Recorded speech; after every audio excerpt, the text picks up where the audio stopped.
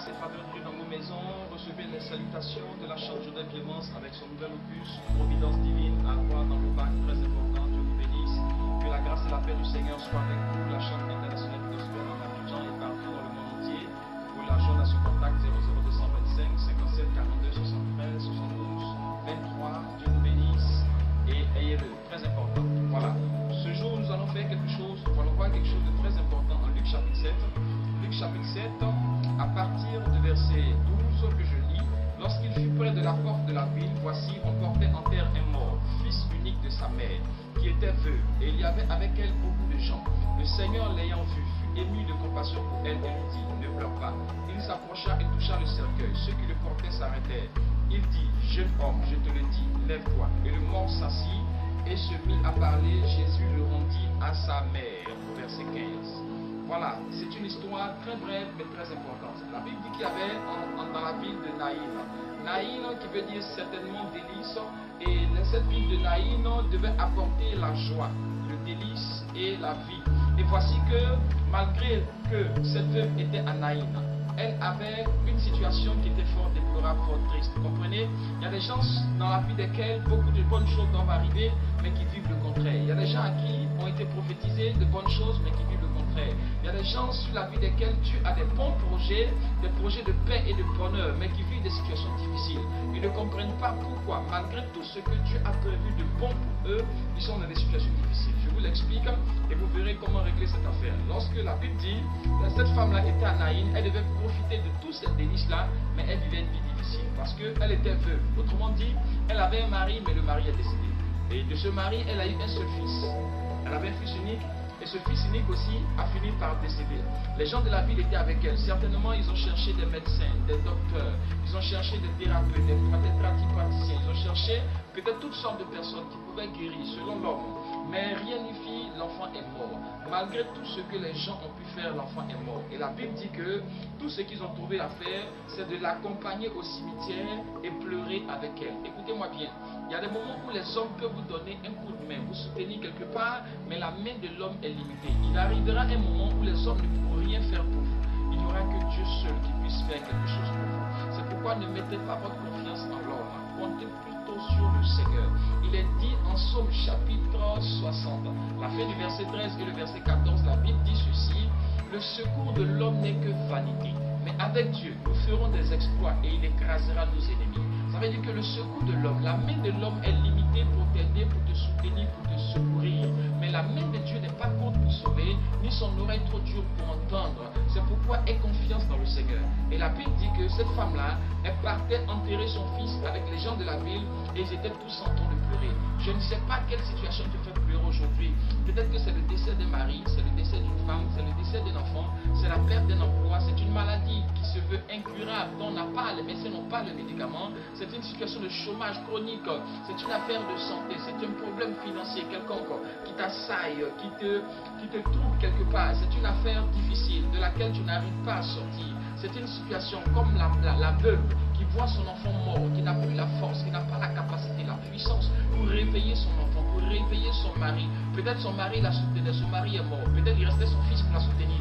Son fils aussi est mort. Elle n'a plus de soutien, elle n'a plus d'appui, elle n'a plus personne sur qui compter, sur qui avec qui composer. Elle n'a plus personne qui peut l'aider, qui peut la booster, qui peut la soutenir, avec qui parler le soir, lorsqu'elle se couche, lorsqu'elle se réveille. Quelqu'un avec qui elle va partager ce qu'il y a dans son cœur. Il n'y a personne pour elle. Les gens de la ville sont des gens qui viennent lui dire, peut-être Yako, comme on dit chez nous, ou bien qui viennent lui dire du courage, mais il ne peut plus rien faire pour elle. Même si on lui donnait un peu d'argent, cela ne pourrait pas résoudre tous les problèmes qu'elle vivait. Et elle avait besoin de quelque chose de plus que le secours de l'homme. C'est alors, la Bible dit que le Seigneur l'ayant vu, fut ému de compassion pour elle et lui dit, ne pleure pas. Écoute-moi bien, ce que tu vis, Dieu n'est pas insensible et Dieu voit. Ce que tu endures, Dieu n'est pas insensible et Dieu voit. Tu as l'impression que Dieu ne te voit pas, tu as l'impression que Dieu ne t'entend pas, tu as l'impression que Dieu ne te écoute pas. C'est une erreur. Dieu t'entend, Dieu te voit et Dieu sait ce qu'il doit faire au moment opportun.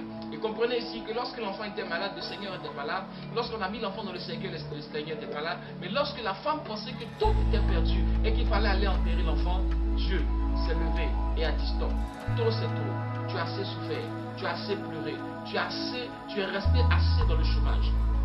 Longtemps tu es resté célibataire, longtemps tu es resté pauvre, longtemps tu es resté stérile, longtemps tu es resté sans soutien, longtemps tu es resté sans le secours de l'homme. Et les hommes n'ont pas pu t'apporter ce que tu devais t'apporter. Mais j'ai vu ta souffrance, j'ai entendu tes pleurs et j'ai vu ta souffrance. Et aujourd'hui, je me lève pour toi afin de mettre fin à la situation que tu vis, que tu traverses. Trop c'est trop. Aujourd'hui, ton Dieu se lève pour toi et te dit ne pleure pas. Si tu pleurais, sèche tes larmes parce qu'il y a une solution pour toi. Écoutez, lorsque les hommes pleurent dans les cimetières ou dans les funérailles, c'est parce qu'ils n'ont plus la force, la puissance, la capacité de réveiller le mort. Alors ils pleurent de désespoir. Et écoute-moi ceci, lorsque tu es en train de pleurer, c'est parce que tu penses que tu n'as plus de solution. Mais le Seigneur dit ne pleure pas parce que Jésus-Christ est ta solution. Il est le chemin, la vérité et la vie. Et la main de Jésus est puissante pour arriver jusqu'à toi afin de te guérir, de te soulager, de te délivrer, de te libérer, de te faire sortir de la prison, de te faire sortir de la drogue. Quel que soit ce que tu vis, tu es capable de te faire sortir de toutes ces choses. Le vol, le banditisme, le gangstérisme, l'impudicité, la fornication, l'adultère, l'homosexualité, la drogue, la cigarette. Quel que soit ce que tu faisais, Jésus-Christ est capable de t'en sortir et de te délivrer. C'est pourquoi il dit ne pleure plus. Tu as essayé par tes forces, tu as essayé par tes capacités, tu n'y es pas arrivé. Jésus s'approche de toi en ce jour, de par ma voix, pour te dire ne pleure plus. Écoute, essuie tes larmes. Tu es capable et tu es puissant pour le faire. Ouvre seulement ton cœur au Seigneur et dis à Jésus, Seigneur, j'ai assez essayé par mes forces, mais je veux compter maintenant sur ta force et compter avec toi. Il est dit que le secours de l'homme n'est que vanité, mais avec Dieu, nous ferons des exploits. Écoute-moi bien, les exploits sont possibles seulement avec Dieu. Si tu comptes sur le Seigneur, si tu t'allies à lui et que tu comptes sur le Seigneur, que tu te confies à lui, je te garantis le succès et la réussite de par la parole de Dieu.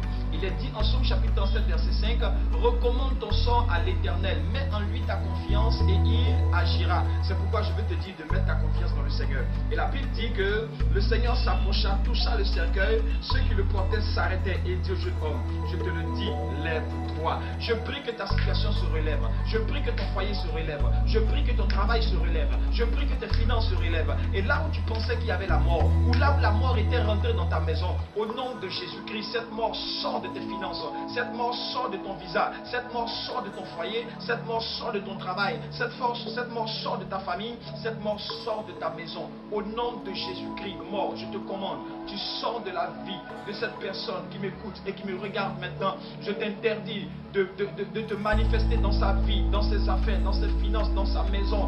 Mort, sors au nom de Jésus-Christ, car Jésus t'a vaincu à la croix et tu n'as plus la place dans la vie, dans la maison, dans la famille, dans le foyer, dans les finances, dans la santé, dans les affaires. C'est pourquoi je proclame la vie. Là où il y avait la mort dans tes affaires, je proclame la vie. Là où il y avait la mort dans ton foyer, je proclame la vie. Là où il y avait la mort dans tes finances, je proclame la vie. Là où il y avait la mort dans ton travail, je proclame la vie. Là où il y avait la mort dans tes affaires, je proclame la vie. Là où il y avait la mort dans tes entreprises, je proclame la vie. Et j'ordonne, comme le Seigneur a dit, que tes entreprises se lèvent, que ton travail se lève, que ton foyer se lève, que ton mariage se lève, que tes finances se lèvent et que tu sois restauré au nom de Jésus-Christ de Nazareth. La restauration est pour toi en ce jour. La liberté est pour toi en ce jour. La délivrance est pour toi en ce jour. Crois-le seulement. Confie-toi dans le Seigneur. Aie confiance en lui et Dieu agira. Que Dieu vous garde. Portez-vous bien. Accrochez-vous au Seigneur et votre situation changera. Dieu vous bénisse. Bye bye. Shalom. À bientôt.